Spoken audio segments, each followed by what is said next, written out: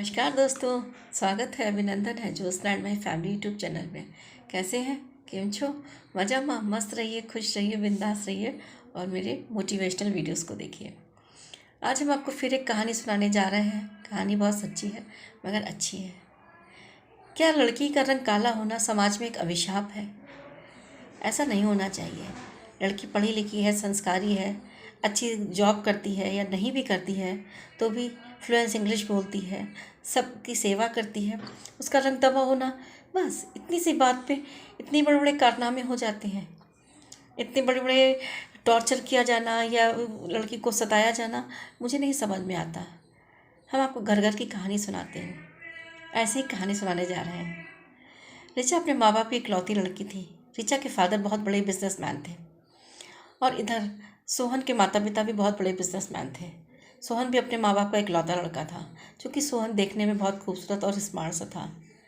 तो सोहन के पिता ने ऋचा के पिता से कहा कि मैं अपने लड़के की शादी आपकी लड़की से करना चाहता हूँ। हालांकि ऋचा के पिता के पास बहुत पैसा था और बस यही था कि लड़की का रंग दवा था।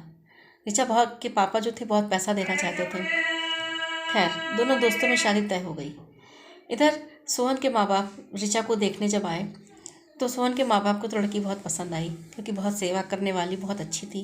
दूसरे दोस्त का मामला था, एक दूसरे ने जवान दे दी थी तो शादी तय हो गई। लेकिन सोहन नहीं पसंद करता था। सोहन ने जब ऋचा को देखा तो ओहो, कितनी कितनी काली लड़की, कितनी बदसूरत, मेरा समाज में इतना उठना बैठना, मैं चार लोगों से इतने अच्छे से बात करता हूँ, मिलता हूँ, मैं कैसे इसको ले जाऊँगा, मैं कैसे इसके साथ जीवन बिताऊँगा। खैर, जब सोहन घर आया तो सोहन ने अपने माँ बाप से कहा कि पापा, मुझे लड़की नहीं पसंद है, मैं शादी नहीं करना चाहता, आप मेरी ज़िंदगी के साथ खिलवाड़ नहीं कर सकते।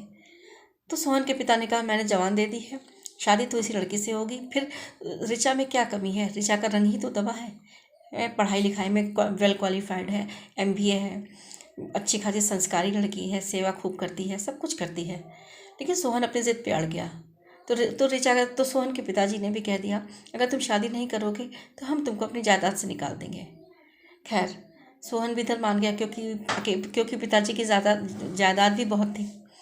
तो माँ ने भी खूब समझाया कि इस जायदाद का बेटा क्या होगा, तुम ही वारिस हो, इसलिए मान जाओ।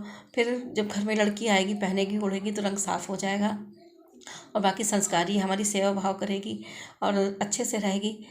तो इधर सोहन जो था, खैर अपने माँ बाप को इसमें मान गया। शादी हो गई। काफ़ी दहेज दिया ऋचा के पिता ने। जब शादी हो, ऋचा बहुत अच्छी लड़की थी। ऋचा जब घर आई तो सोहन ने तो पसंद वैसे भी नहीं करता था। खैर, जब शादी आदि होकर जब घर आई, जब रात की बारी आई तो सोहन ने कहा, ऐसा है तुम अपने बिस्तर पे अलग लेटो, तुम काली हो और मैं गोरा हूँ, मेरा बिस्तर खराब हो जाएगा तुम्हारे लेटने से, तुम अलग लेटो। ऋचा को बहुत धक्का लगा कि बस केवल रंग काला होने की वजह से पहली ही रात में मेरे पति ने मुझसे ऐसी बात कही।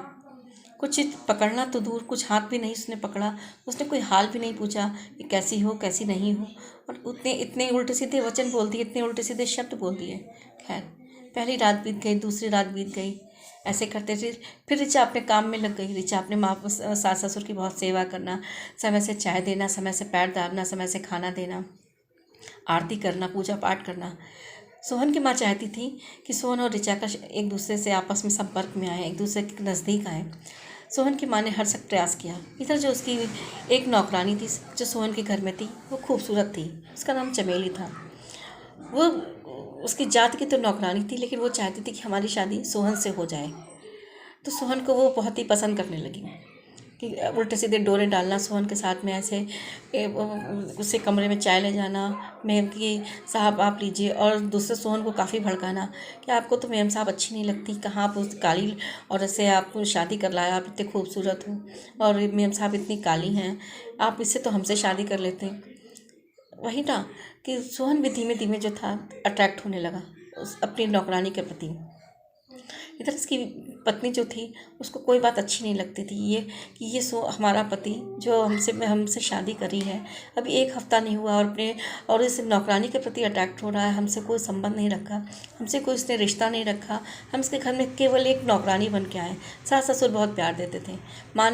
सोहन की माँ ने हर सख्त प्रयास किया कि बेटा ऐसे कपड़े पहनो, बेटा पति को रिझाने के लिए ये करना पड़ता है, वो करना पड़ता है। सोहन के माँ ने भरसक प्रयास किया और ऋचा को बहुत खूबसूरत सा बना दिया। कहते हैं ना कि धीमे धीमे करने से कुछ काम बन जाता है। खैर, इधर चमेली जो थी वो अपने अपनी चालाकी में और अपनी ट्रिकों में कामयाब हो रही थी। वो सोहन को काफ़ी रिझा रही थी। जब सोहन की माँ को ये बात पता चली, कुछ उनको लगा कि हमारी जो नौकरानी है वो हमारे लड़के के ज़्यादा संपर्क में आने लगी है, तो सोहन की माँ ने नौकरानी को निकाल दिया कि ऐसा है, तुम यहाँ से अब काम नहीं करोगी, हमको अब नौकरानी की ज़रूरत नहीं है, हमारे घर में बहू आ गई है। कभी कभी जब माँ बाप अच्छा फ़ैसला लेते हैं तो शायद ज़िंदगी बन जाती है, और कभी कभी जब अपना ही ईगो उसमें करने लगते हैं रिश्तों में, तो शायद अपने ही बच्चों के रिश्ते ख़राब हो जाते हैं। लेकिन सोहन की माँ बहुत समझदार थी।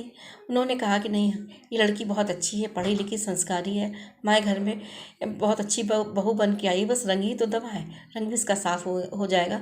जब घर में अच्छे से पहनेगी ओढ़ेगी, अच्छे से सजेगी संवरेगी, पति का प्यार पाएगी तो सब अच्छा हो जाएगा। उसको सास ससुर का प्यार मिलता था ऋचा को, लेकिन पति का प्यार नहीं मिला।